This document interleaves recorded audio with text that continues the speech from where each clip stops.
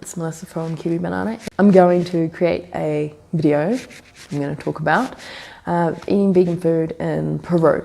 Now, I was only in Lima, Pucallpa, and Cusco region, and obviously the information that I'm giving you is going to depend on the region you go to, and obviously the season as well, because there's lots of different climates in Peru, and that will mean that there'll be lots of different types of foods, and it will depend on the amount of tourists and the type of tourists that go there as well. And I guess it will probably depend on the traditional Peruvian culture in that area as well. So those are some things you might need to think about. Other information or resources, should I say, that would be really handy is visiting places like TripAdvisor, the Happy Count app, websites and other social media sites to give you some ideas and some tips as well. If you're wanting to know some more, other than obviously what I'm providing you, because what I'm providing you is not a full comprehensive guide to eating vegan food in Peru and in the whole of Peru and all year round and blah, blah, blah, blah, blah. So meat features, if not, then the secretions of other animals feature in a lot of traditional Peruvian dishes. And I tended to not eat a lot of the traditional Peruvian dishes because my Spanish is not the greatest. And sometimes they will put things into a dish that you would not even think would be in there. Or they can put things in there even when you've asked them not to.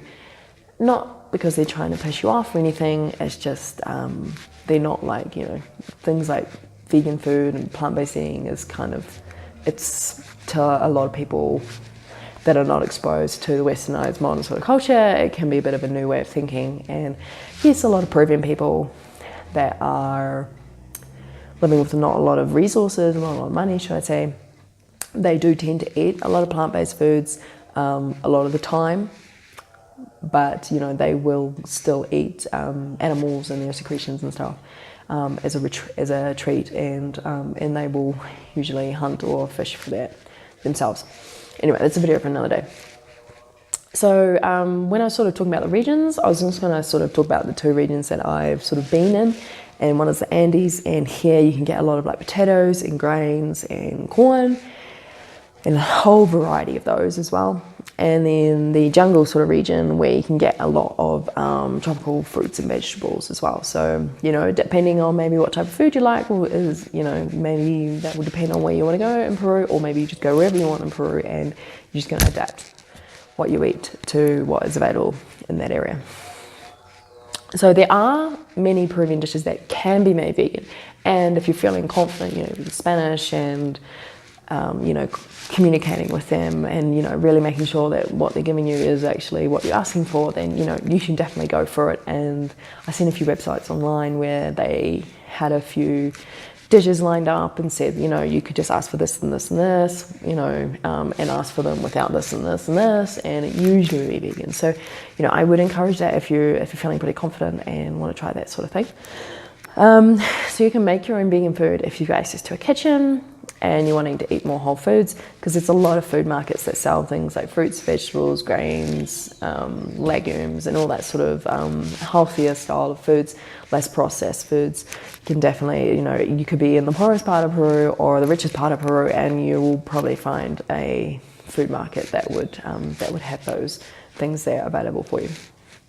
Now, I just want to touch on some of the foods that I've really, really enjoyed while I've been here, and I love a lot of the fruits that they have in Peru, like the cherimoya, the ice cream bean, you get mame sapote, granadilla, mango, avocado, pepino dulce. I'm not sure how to pronounce that one. It's not a fruit that I've ever seen anywhere else either, and I've only seen it in Peru. And a vegetable that I quite like, especially when I was in the Pucallpa region, is the yucca. Yucca, it's like a vegetable. You can get it in other places around the world as well, but I've really enjoyed it while I've been in Peru. So if you're wanting more of a vegan junk food, then you're going to have to go to more higher populated areas with tourists, and like Cusco and Lima.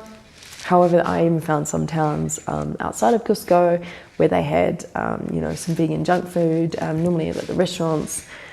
I'm not really sure about buying accidental vegan junk food at the supermarket. I know they do sell things like Oreos, and there could be maybe a few like Pringles flavors that don't contain animal products in the ingredient list, but they may still be processed in on a production line that that processes foods that have animal secretions in them. Oh, and even when I was in the Pucallpa region, which is in the Ukulele region, which is quite a poor part of Peru, they, I even found a couple of vegetarian and they're mostly veg-friendly places that had some vegan options. So I was very surprised about that.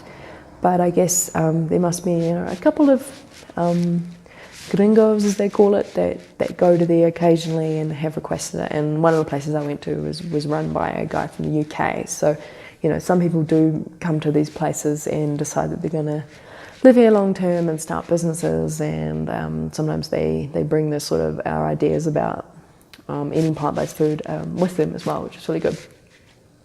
Because, I guess, a lot of poorer Peruvians, they would not be buying a lot of animal products, or things that come from animals. A lot of them would be things that they have gone out and sourced themselves, or they've grown themselves with their own farms, and they may not necessarily eat a lot of foods that contain animal products. It's much cheaper to eat plant-based here, of course. And of course, with that poverty comes with some of their traditional dishes of things like guinea pig and stuff like that, because it's a smaller landmass to produce an animal like that, and it costs less, and costs less for the resources, and so that's things like that are like delicacies here. It's not something I'm interested in trying, and I'm sure many of you probably not as well. So, but I guess the problems come with when the tourists come here and with their ideas of, what are we, we're wanting all this meat and this fish and this dairy and these eggs dishes, because that's what, people are used to back home. And then obviously that is then going to cause a lot of problems with the increase in demand. There's obviously the economic impact of that, and then there's the health impact of that. And of course the animal ethics behind that as well. I've heard of some really horrific stories about the way animals are killed here, and I've even seen in the way that some of them are kept here as well, which would make any person, well, not any person, but most people that I know that even eat animals probably a little bit squirmish when they're actually realising where their food actually comes from. Obviously eating animal products and stuff can become more of a problem in Peru as people's income rises and they source more animal-based foods, I guess, but it's not really my place to point to, a poor Peruvian guy who's living very close to the land and say to him, like, you're doing it wrong, you need to be vegan, blah, blah, blah.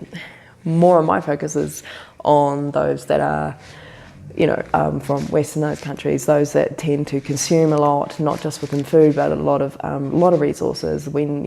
Because we have these privileges, we need to take more responsibility of where we're spending our money and things like that.